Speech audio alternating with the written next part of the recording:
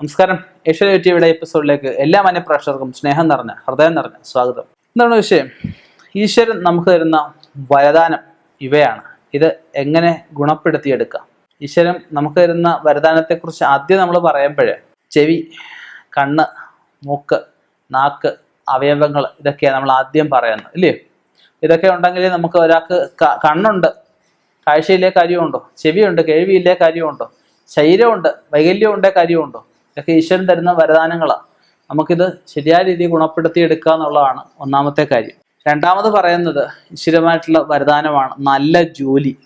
അവൻ്റെ ശക്തിക്കൊത്ത് കഴിവിനൊത്ത് ചെന്ന് നിന്ന് കഴിഞ്ഞാൽ നാലാൾ ആദരിക്കപ്പെടുന്ന നല്ല ഒരു ജോലി ഉണ്ടാവുക.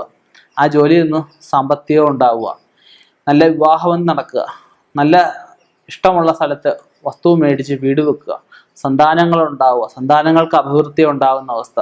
നമുക്ക് പെൻഷനായി കഴിഞ്ഞാലും സന്തോഷകരമായിട്ട് സുഖകരമായിട്ടുള്ള ജീവിതം, അധികം കഷ്ടപ്പെടാതെ എന്നാൽ കഷ്ടപ്പെടുന്നതുകൊണ്ട് പ്രയോജനം ഉണ്ടാകുന്ന അവസ്ഥ. ഇതെല്ലാം ഈശ്വരൻ നമുക്ക് തരുന്ന വരദാനങ്ങളാണ്. മനുഷ്യനെ സംബന്ധിച്ചിടത്തോളം എന്ത് കിട്ടിയാലും തൃപ്തിയാവില്ല.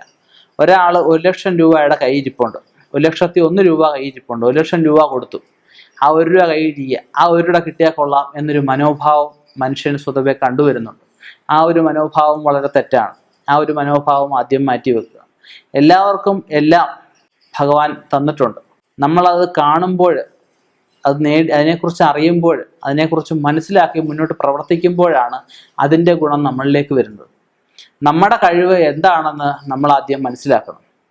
ഇവിടെ ഒരു കുട്ടിയെ കൊണ്ട് ഒരാൾ പ്രശ്നം വെക്കാൻ വന്നു. ആ കുട്ടിക്ക് ജാതകപ്രകാരം നോക്കി കഴിഞ്ഞപ്പോഴത്തേക്കും ആൾ പോലീസ് പട്ടാളമൊക്കെ ആവാനുള്ള യോഗമാണ് കാണിക്കുന്നത്.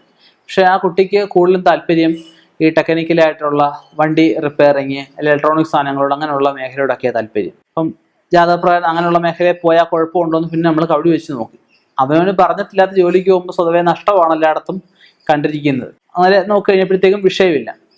ഒരാൾക്ക് തിരുവനന്തപുരത്ത് ഒരാൾ പ്രശ്നം വെക്കാൻ വന്നു കഴിഞ്ഞപ്പോഴത്തേക്കും അയാൾ ഭയങ്കര കൊത്തുപണിയാണ്. അപ്പം അയാളുടെ വീട്ടിൽ കുറച്ച് ദോഷമൊക്കെ ഉണ്ടായിരുന്നു.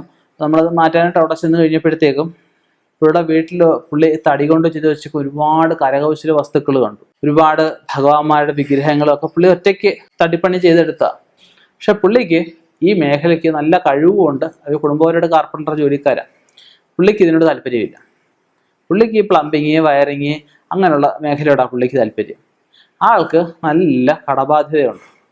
ഭാര്യയ്ക്ക് സർക്കാർ ജോലിയുണ്ട്. ഭാര്യയുടെ അച്ഛൻ മരിച്ച ജോലി ഭാര്യയ്ക്ക് കിട്ടിയതാണ്. അപ്പോൾ അത് വളരെ കുറച്ച് നാളായില്ലേ കിട്ടിയിട്ട്, വളരെ കുറച്ച് നാളായിട്ടേ ഉള്ളൂ. അപ്പം ഇദ്ദേഹത്തിന് പറഞ്ഞിട്ടില്ലാത്ത ജോലി ഇദ്ദേഹം ചെയ്യുന്നത്. പിന്നെ കട അങ്ങോട്ട് കയറി ഒരു ഗുണമില്ല എന്ന് പറഞ്ഞിട്ട് കാര്യമുണ്ടോ? അവനവൻ്റെ ശക്തി അറിഞ്ഞ് അവനവൻ പ്രവർത്തിക്കുക. നേരത്തെ ഇപ്പോൾ പക്ഷേ അങ്ങനെ ആരെയും കാണുന്നില്ല. നേരത്തെയൊക്കെ എൻ്റെ അടുത്ത് പ്രശ്നം വെക്കാൻ വരുന്ന നല്ല ഒരു ഭാഗം ആൾക്കാരും 10ാം ക്ലാസ് കഴിഞ്ഞ് ആ ഒരു റിസൾട്ടൊക്കെ വന്ന്, പ്ലസ് ടുവിൻ്റെ ഒക്കെ റിസൾട്ട് വന്നു കഴിയുമ്പോഴത്തേക്ക് ഒരുപാട് അച്ഛനമ്മമാർ വരുമായിരുന്നു. ഈ മോന് അല്ലെ ഈ കുട്ടി ഇനി എന്ത് മേഖലയിൽ പോയാൽ രക്ഷപ്പെടുമെന്ന് ചോദിച്ചുകൊണ്ട്. അപ്പം ഞാൻ പറഞ്ഞു, നിങ്ങൾ ഇപ്പോഴല്ല ചിന്തിക്കേണ്ടത്. ഈ കുട്ടിയെ അതനുസരിച്ചിട്ട് ചെറുപ്പത്തിലേ ഇത് മനസ്സിലാക്കണം. ചെറുപ്പത്തിൽ ഈ കുട്ടിക്ക് എന്തിനോടാണ് താല്പര്യം, അതുമായിട്ടുള്ള മേഖലയെ ബന്ധപ്പെട്ട് പോകണം. ഇപ്പോൾ നമ്മൾ 10ാം ക്ലാസ് കഴിഞ്ഞിട്ട് നമ്മൾ എഞ്ചിനീയറിങ്ങിന് പോകണം എന്ന് ആഗ്രഹമുണ്ട്. അപ്പോൾ ആളിനെ ഹ്യൂമാനിറ്റീസ് എടുപ്പിച്ചിട്ട് അല്ലെങ്കിൽ കൊമേഴ്സ് എടുപ്പിച്ചിട്ട് എഞ്ചിനീയറിംഗ് പോകാൻ പറ്റുമോ? അതിന് സയൻസ് എടുക്കണം. സയൻസ് എടുത്തെങ്കിൽ എഞ്ചിനീയറിംഗിന് പോകാൻ പറ്റുമോ, അല്ലെങ്കിൽ മെഡിക്കൽ ഫീൽഡിൽ പോകാൻ പറ്റത്തുള്ളൂ.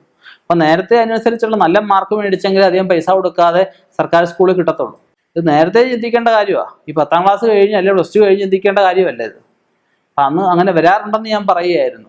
ഇപ്പം കൊച്ചു കുട്ടികളായിരിക്കുമ്പോൾ തന്നെ ജാതകം എഴുതുമ്പോൾ അവരുമായിട്ട് ബന്ധപ്പെട്ട ഞങ്ങളൊക്കെ സമ്പൂർണ്ണ ജാതകം എഴുതുമ്പോൾ അങ്ങനെ എഴുതാറുണ്ട്. ഏത് മേഖലയാണ് അവർക്ക് ഗുണകരമായിട്ടെന്നൊക്കെ എഴുതാറുണ്ട്. ഭാഗ്യസംഖ്യയും ഭാഗ്യദിക്കുകളും വിവാഹം വരെ ഏത് പ്രായത്തിൽ നടക്കും, അങ്ങനെയുള്ള കാര്യങ്ങളെല്ലാം ജാതകത്തിൽ നമ്മൾ എഴുതാറുണ്ട്. നമുക്ക് ഈശ്വരൻ തന്നിരിക്കുന്ന വരദാനങ്ങളാണ് മുൻകൂട്ടി കാണാനുള്ള കഴിവ്. ഹൈന്ദവതയും മാത്രമേ ഉള്ളൂ കൂടുതലായിട്ട്. മറ്റുള്ളവരും ഉണ്ട്, ഇല്ലെന്നുള്ളതല്ല, കുറവാണ് കൂടുതൽ ആൾക്കാർ ജാതകം എഴുതിക്കുന്നത്. ജാതകം നല്ല വൃത്തിയായിട്ട് ജാതകം എഴുതിക്കാം. ജാതകം എഴുതിച്ചു കഴിയുമ്പോൾ അവരുടെ കഴിവും കഴിവുകേടുകളും എല്ലാം ഒരു ബയോഡേറ്റയെക്കാട്ടി കൂടുതൽ കാര്യങ്ങൾ സമ്പൂർണ്ണ ജാതകത്തിൽ അറിയാൻ പറ്റും. അതിനനുസരിച്ച് ഓരോ ദശാകാലങ്ങളും നമുക്ക് മുന്നോട്ട് പോകാൻ പറ്റും. ഇന്ന സമയത്ത് ഇന്ന ദിക്കിൽ നമ്മൾ അങ്ങോട്ട് ചെല്ലുമ്പോഴത്തേക്ക് നമുക്കൊരു അവിടുന്ന് ഒരു അപകടം ഉണ്ടെന്ന് കണ്ടാൽ നമ്മൾ അങ്ങോട്ട് പോകേണ്ട ആവശ്യമുണ്ടോ? അപകടം മാറി ഒഴിഞ്ഞു ഒരാൾ നമ്മളെ ഒരിടത്ത് കൊല്ലാൻ നിൽക്കുക, നമ്മൾ ആ വഴിക്ക് പോവുകയല്ല. അപ്പം ജാതകത്തിൽ ഈ പറഞ്ഞ പോലെ നമുക്കൊരു അപകടം അവിടെ നമുക്ക് ഇന്ന സമയത്ത് ഇന്നത് സംഭവിക്കാനുണ്ട്, എഴുതി വെച്ചിരിക്കുക. അപ്പം ആ സമയത്ത് അത് സംഭവിച്ചേ പറ്റത്തുള്ളൂ. അപ്പം നമുക്ക് അതിന് പ്രതിവിധികളും അതിനകത്ത് പറയുന്നുണ്ട്. അത് ചെയ്തു പോയാൽ രക്ഷപ്പെട്ടു പോകാമെന്നുള്ളതേ ഉള്ളൂ. അപ്പം നമ്മുടെ ശക്തി, നമ്മുടെ കഴിവ് പറഞ്ഞ് നമ്മൾ പ്രവർത്തിക്കുക. തീർച്ചയായിട്ടും ജീവിത വിജയം ഉണ്ടാവും. ഇതൊന്നും അറിയാതെ എങ്ങനെയൊക്കെയോ എന്തൊക്കെയോ പോയി. അതുകൊണ്ട് കാര്യമില്ല. ഈ ഇദ്ദേഹത്തിന്റെ കാര്യത്തിന് കാർപ്പൻറ്റർ കാര്യം ഞാൻ എന്തിനു പറഞ്ഞു, പുള്ളിക്കാരൻ പ്ലംബിങ്ങും വയറിങ്ങും ഇഷ്ടം, പുള്ളി അങ്ങോട്ട് പോവാ. പുള്ളിക്ക് കുലത്തൊഴിലുണ്ട്. പ്ലംബിങ്ങിനും വയറിങ്ങിനും പോയാൽ കൂടി വന്ന പുള്ളിക്ക് 700 രൂപ അല്ലെ 800 രൂപ ഒരു ദിവസം കിട്ടുമായിരിക്കും, അല്ലെ 850 രൂപ കൂട്ടിക്കും. പുള്ളിയുടെ കുലത്തൊഴിൽ അല്ലെ പുള്ളി ചെയ്താൽ വിജയിക്കുന്ന ഫീൽഡ്, ആ ഭഗവാന്റെ കുല അങ്ങോട്ട് ഞാൻ തന്നെ അന്തം വിട്ടുപോയി. ഗണപതിയൊക്കെ കൊത്തി വെച്ചേക്കുന്ന കാണണം. 1100 രൂപ പുള്ളിക്ക് കിട്ടും. മറ്റേ അത്രയും കഷ്ടപ്പാടും ഇല്ല ആളിന്. അപ്പൊ അവരവരുടെ കഴിവ് അല്ലെ അവരവർ പോയ രക്ഷപ്പെടുന്ന മേഖല എന്താണെന്ന് കണ്ടുപോകണം.